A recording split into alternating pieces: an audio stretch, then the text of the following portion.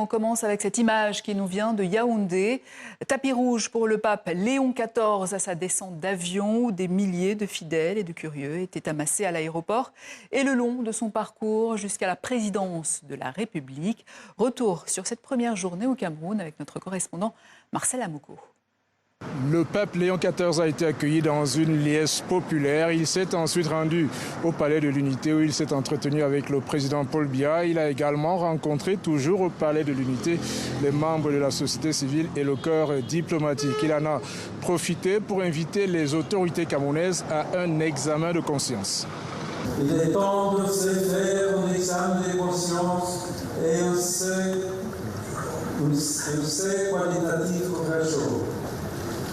Que les institutions justes et crédibles deviennent des piliers de la stabilité. La sécurité est une priorité, mais elle doit toujours s'exercer dans le respect des droits de l'homme, a aussi déclaré le souverain pontife, alors que le pays se remet à peine de la crise post-électorale qui a suivi la réélection de Paul Biya en octobre 2025 pour un 8e mandat. Des dizaines de manifestants sont toujours en prison et sont actuellement jugés devant le tribunal militaire de Yaoundé. Le pape Léon XIV qui a aussi appelé à plus d'humanisme, de paix et de tolérance, un message de paix, de tolérance et de réconciliation nationale que le pape Léon XIV devrait d'ailleurs prêcher dès ce jeudi à Bamenda, le chef-lieu de la région anglophone du Nord-Ouest et épicentre d'un conflit qui dure maintenant depuis plus d'une décennie. Il va y tenir une rencontre pour la paix avec les communautés locales et célébrer une messe pontificale.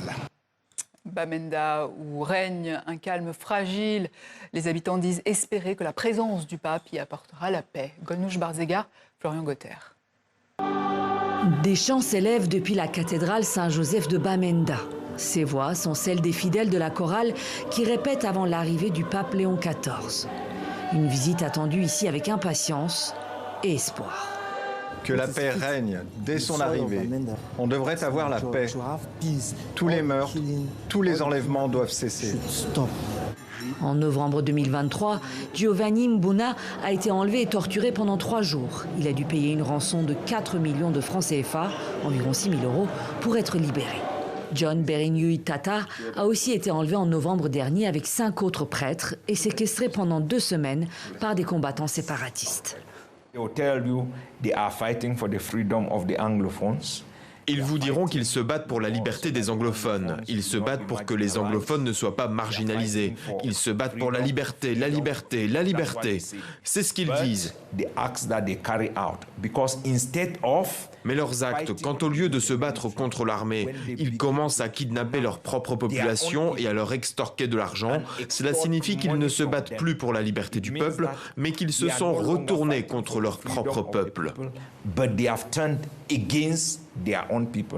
Cela fait bientôt 10 ans que le conflit fait rage entre l'État camerounais et les indépendantistes partisans de la République d'Ambazonie. Mais le niveau de violence a récemment baissé selon les autorités de la région du Nord-Ouest qui évoquent un retour progressif de la paix dans la plupart des communautés.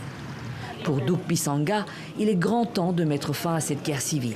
En 2016, des militaires de l'armée camerounaise ont détruit sa maison et elle a dû quitter son village pour se réfugier à Bamenda. Elle n'y est plus jamais retournée. Les 2 camps tués, donc je ne peux pas vraiment juger. Je ne savais même pas ce qui avait provoqué tout ça, ni comment ça avait commencé. On s'est juste retrouvés pris dedans. On était tellement traumatisés. Parfois, les militaires entraient chez quelqu'un à la recherche de ces Amba Boys. Alors on a eu peur et on s'est réfugiés dans la brousse. Mais pour l'un des avocats des séparatistes, avant de parler de paix ou de réconciliation, il faut s'attaquer aux causes profondes du conflit. Il est impératif de remédier à la décolonisation inachevée du Cameroun occidental. Il faut aussi s'attaquer à la mauvaise foi, à la marginalisation, à l'effacement identitaire et aux tentatives d'assimilation du Cameroun occidental. La visite du souverain pontife pourra-t-elle relancer les négociations et inciter l'État à mettre fin au conflit? C'est en tout cas le souhait de l'archevêque de Bamenda, Andrew Foignan Kea, réputé proche du pape. En 10 ans de conflit, au moins 6 000 civils sont morts selon l'ONU, qui recense plus de 300 000 personnes déplacées dans le pays et 100 000 autres réfugiés au Nigeria voisin.